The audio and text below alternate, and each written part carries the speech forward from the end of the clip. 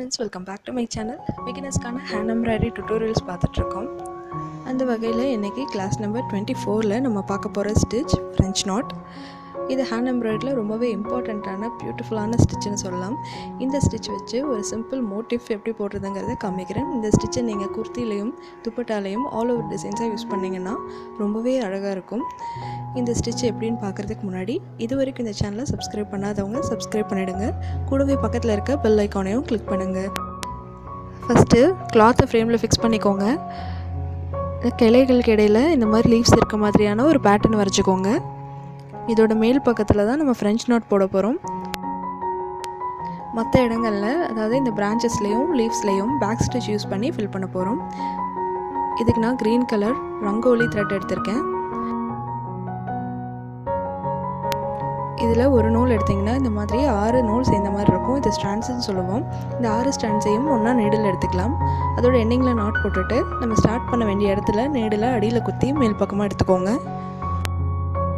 First இந்த கிளைகளை back stitch use பண்ணி ஃபில் பண்ணலாம். இந்த மாதிரி ஒரு ஸ்டிச் போட்டுக்கோங்க.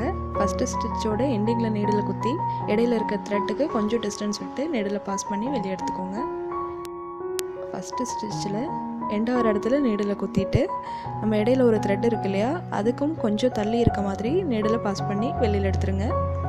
இந்த இடையில இருக்க த்ரெட்டுக்கு ஃப்ரண்ட்லேயும் பேக்லேயும் இருக்கிற டிஸ்டன்ஸ் வந்து ஒரே அளவில் இருக்கணும். நான் பேக் ஸ்டிச் பற்றி ஆல்ரெடி ஒரு டுட்டோரியல் போட்டிருக்கேன். நீங்கள் அந்த வீடியோ பார்க்கலைன்னா டிஸ்கிரிப்ஷனில் லிங்க் கொடுத்துருக்கேன். நீங்கள் அதில் போய் டீட்டெயிலாக தெரிஞ்சுக்கோங்க.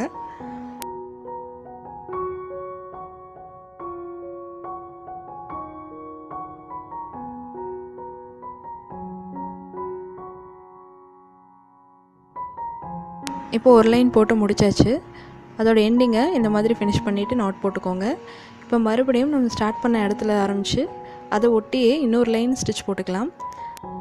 இது வரைக்கும் ஃபில் பண்ணிவிட்டு இப்போ இதிலேருந்து ரெண்டாவது கிளையிலையும் நம்ம கண்டினியூவாக ஸ்டிச்சஸ் போட்டுகிட்டே போயிடலாம்.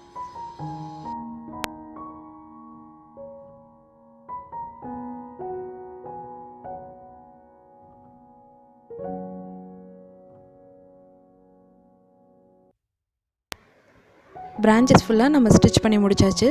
இப்போ இந்த லீஃபையும் நம்ம பேக் ஸ்டிச் யூஸ் பண்ணி எப்படி ஃபில் பண்ணலாம் அப்படிங்கிறத பார்க்கலாம்.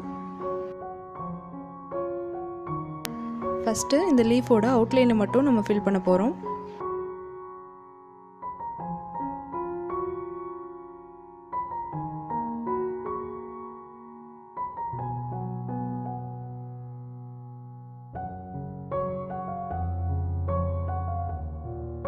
லீஃபோட அவுட்லைனை ஃபில் பண்ணி முடிச்சாச்சு.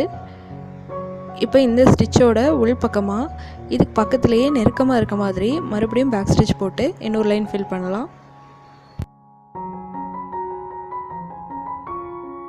ஃபுல்லாக கவர் ஆகிற வரைக்கும் கண்டினியூவாக ஸ்டிச்சஸ் போட்டுகிட்டே இருக்கணும்.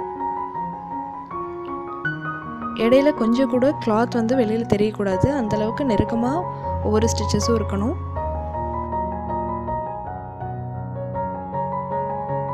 லீஃப் போர்ஷன் கம்ப்ளீட் பண்ணியாச்சு. லீஃப் ஃபினிஷ் பண்ண பின்னாடி இப்படி தான் இருக்கும். இப்போ நம்ம ஃப்ளவர் போட ஆரம்பிக்கலாம். நம்ம இந்த இடத்துல சின்ன சின்ன சர்க்கிள்ஸ் போட்டுக்கோங்க. இதில் தான் நம்ம ஃப்ரெஞ்ச் நாட் போட போகிறோம். இதுக்கு pink and white colour thread எடுத்திருக்கேன். இதுவும் அதே ரங்கோலி பிராண்டு தான். இந்த மாதிரி 6 ஸ்டாண்ட்ஸையும் நீடில் எடுத்துக்கோங்க. த்ரெட்டோட எண்டிங்கில் நாட் போட்டுக்கோங்க. இப்போ ஸ்டிச் பண்ண வேண்டிய இடத்துல நீடில் அடியில் குத்தி மேல் பக்கமாக எடுத்துக்கலாம். இப்போ த்ரெட்டை லெஃப்ட் ஹேண்டில் பிடிச்சிட்டு நீடில் ரைட் ஹேண்டில் பிடிச்சிக்கோங்க. இப்போ நீடில் த்ரெட்டை கிளாக் வைஸில் 2 தடவை சுற்றிக்கோங்க. இப்போ நீடில் நம்ம ஸ்டார்ட் பண்ண இடம் இருக்கு இல்லையா, அதை ஒட்டி நீடில் இந்த மாதிரி குத்திக்கோங்க.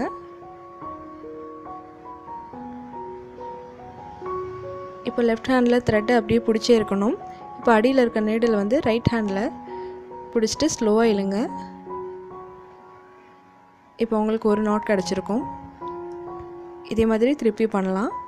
அடியில் இருக்க த்ரெட்டை மேலே எடுத்துக்கோங்க. நீடில் ரைட் ஹேண்டில் வச்சுட்டு த்ரெட்டை வந்துட்டு 2 தடவை சுற்றிக்கோங்க. நம்ம ஸ்டார்ட் பண்ண த்ரெட்டுக்கு பக்கத்துலேயே நீடில் குத்தி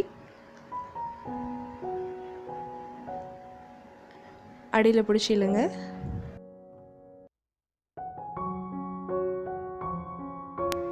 மேலே இருக்க த்ரெட்டு வந்துட்டு ஃபுல்லாக உள்ளே போகிற வரைக்கும் நம்ம லெஃப்ட் ஹேண்டில் ஹோல்ட் பண்ணியிருக்க த்ரெட்டை வந்து அப்படியே தான் பிடிச்சிருக்கணும்.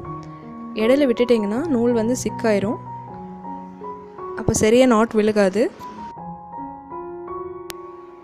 நீடிலில் த்ரெட்டை சுற்றினதுக்கப்புறமா நம்ம கையில் இருக்க த்ரெட்டை வந்து ரொம்ப டைட் பண்ணிடாதீங்க.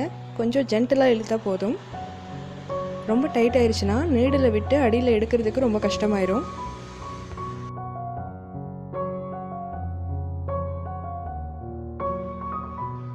நீங்கள் ஹேண்ட் எம்ப்ராய்டரியில் ரொம்பவே இன்ட்ரெஸ்டடாக இருந்தீங்கன்னா, பிகினிங் ஸ்டேஜில் இருந்தீங்கன்னா இந்த வீடியோக்கு மேலே தெரிகிற ஐ சிம்பிளை கிளிக் பண்ணுங்கள். அதில் என்னோடய பிகினர்ஸ் எம்ப்ராய்டரி அப்படிங்கிற பிளேலிஸ்ட் ஓப்பன் ஆகும். நீங்கள் அதில் போனீங்கன்னா நான் இது வரைக்கும் அப்லோட் பண்ணியிருக்கேன் எல்லா கிளாஸஸுமே அதில் இருக்குது. நீங்கள் ஒவ்வொரு ஸ்டிச்சை தான் ப்ராக்டிஸ் பண்ணிட்டு வந்தீங்கன்னா உங்களுக்கு ரொம்பவே யூஸ்ஃபுல்லாக இருக்கும். இதே மாதிரி இந்த ஃப்ளவர் முழுக்க நம்ம இடையில கொஞ்சம் டிஸ்டன்ஸ் விட்டு விட்டு பிங்க் கலரில் நாட் போட்டுக்கலாம்.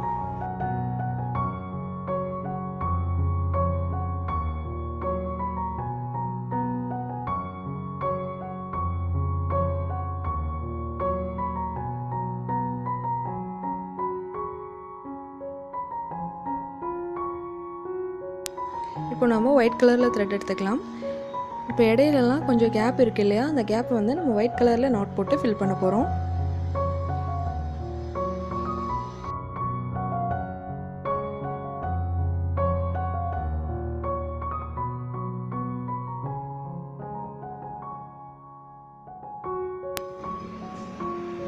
இப்போ ஒரு ஃப்ளவரை ஃப்ரெஞ்ச் நாட் யூஸ் பண்ணி ஃபில் பண்ணி முடிச்சாச்சு. இப்போ இன்னொரு ஃப்ளவரையும் கம்ப்ளீட் பண்ணிவிட்டு எப்படி இருக்குங்கிறத பார்க்கலாம்.